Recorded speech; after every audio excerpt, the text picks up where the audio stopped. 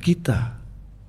Itu yang sampai sekarang saya belum nemu. Ya kali kita berasa banyak. Ini contohnya nih.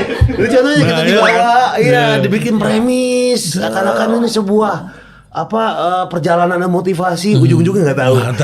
Ini contohnya ini baru. Iya, jelas sekali. Ini langsung tak praktekin. Iya, biar kamu paham nggak apa yang aku sampaikan. Karena kalau kamu paham aneh, aku aja nggak paham. Tapi suka ngetes-ngetesnya sama teman dulu kah atau sama keluarga? Oh ini kayaknya kena nih lawakan ini gitu.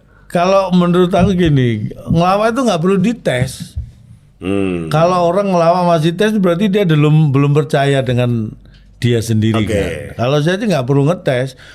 Pokoknya lucu ketawa ya syukur, nggak ketawa ya syukurin saya gitu. Kan semua proses, semua berproses. Tapi aku kayaknya pernah cerita ke kamu. Ada satu hal yang aku banyak belajar dari ini siapa?